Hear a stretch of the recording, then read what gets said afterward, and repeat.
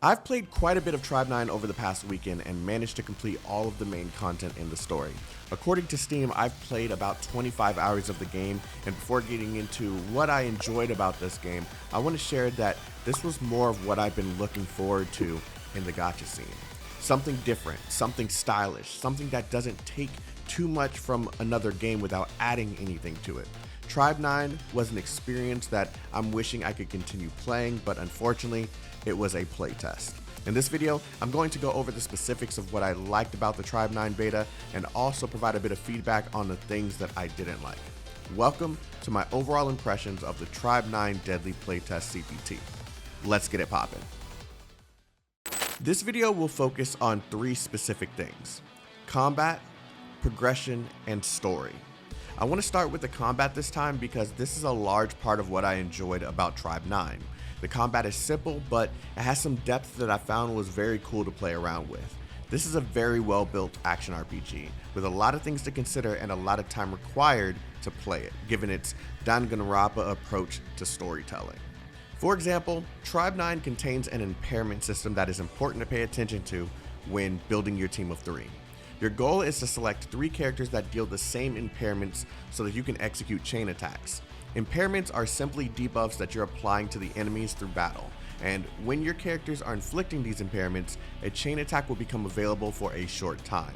Every character can inflict 2 impairments, so your goal is to inflict the impairments that will initiate chain attacks for all 3 characters in a sequence. It sounds a bit more difficult than it is, as once I built my team around these impairments, it kinda just happened without much thought.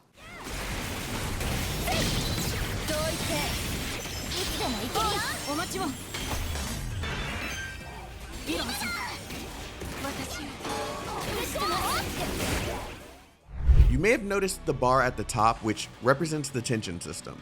The tension bar works together with the card system, which basically gives the characters on the field specific stat buffs once you reach a specific number of bars. I'll get into the card system a bit more in the progression aspect of the video, but the point of mentioning this is due to how well these systems work together.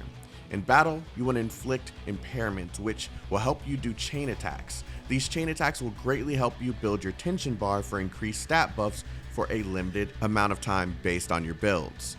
All of these systems work so well together, and they apply to both your team of characters as well as the enemies on the field. That's right, the enemies will have their own impairments to inflict and a tension bar to build. The fact that this system works so well and is so fun to play with is why I enjoyed Tribe 9 so much. Oh, and once I reached the last 2 bosses of the beta, I started to see what the true game is going to look like. What I mean by that is, the beta felt like a long-ass tutorial, but a tutorial made fun to experience. The devs didn't overload you with information. You just played, and as you progressed, a new mechanic would open up, along with enough time to learn how to use that mechanic properly. Once I reached the final 2 bosses, this is when the tutorial finally felt complete. The shark boss showed that some of these bosses would actually have mechanics that would be crucial to defeating the boss. The game required you to force the shark boss to eat this ball that deals AoE damage on the field in order to have a place to stand and deal damage to the shark. If you didn't do this, a giant AoE that deals crazy damage would either place you at death's door or very close to it. The combat system in this game is incredible, and I'm having withdrawals just thinking about the fact that I can't play it anymore. Oh, and the parrying system in this game is so satisfying once you figure out the timing for each individual enemy. That's right, every enemy has different timings based on how fast or slow they are in battle. Fantastic job, Akatsuki Games. Now, let's get into this game's progression system. There are various aspects to this game's progression. You'll be leveling your characters through either combat or leveling materials, gear sets in dungeons, potential systems, or the zero mark system. The leveling and gear systems are exactly what you'd expect from a gacha game. You'll level up your various characters through defeating enemies all over the city, or you can use leveling materials to quickly skip the organic leveling process. The gear system requires you to use stamina to complete dungeons filled with enemies multiple times for 3-piece gear in the form of Tamagotchi digital pieces. You're basically just looking for the best stats for your characters and leveling them up for specific boosts. This gear system also works with the tension card system, as they both have the same goal of improving the character's stats. The difference is that the gear system provides static buffs, and the tension card system provides dynamic buffs that are only activated when the tension system allows so. If a card requires 2 bars on the tension system before activating, then you must reach that requirement before you can take advantage of that temporary buff. You'll end up setting up the tension cards when building your team of 3 based on their impairments. It's important to pay attention to which cards you apply, or you may end up finding that the cards don't work as you intended them to, especially during the EX tension portions of the battle, which are very, very important. The potential system is similar to the traces system in Honkai Star Rail, but the only way to obtain the currency needed to improve the stats are to farm the city for materials and craft the mats as well.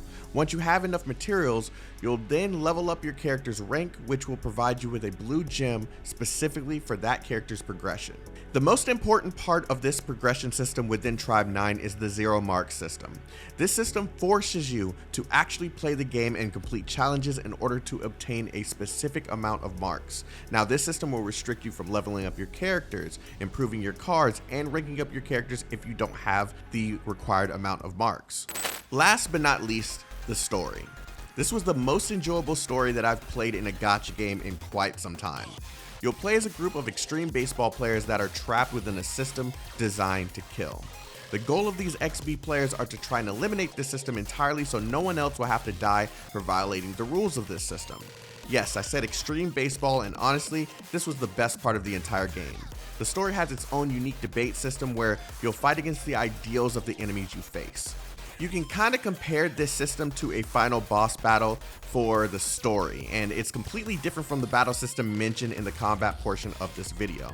Throughout your time playing through the story, you'll be in search for clues that will give you flaws that you can use against the boss during the XB debate system. If you don't find these flaws, you'll still be able to debate against the ideals of the final boss, but you'll be at a huge disadvantage with the risk of losing the debate. The story was absolutely amazing and kept me involved the entire time. Another thumbs up for Akatsuki Games.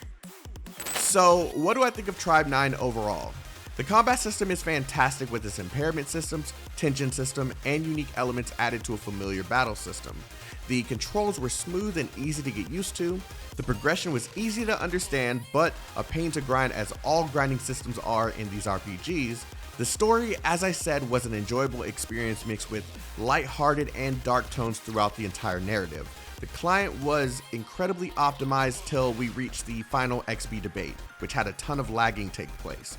The unique approach to the pixel art world and to the fully 3D battle system was a nice touch that I felt was enjoyable to look at and experience. The user interface of the entire game was unique and fun to interact with, giving a fun new look to a gacha game that I hadn't seen in a while.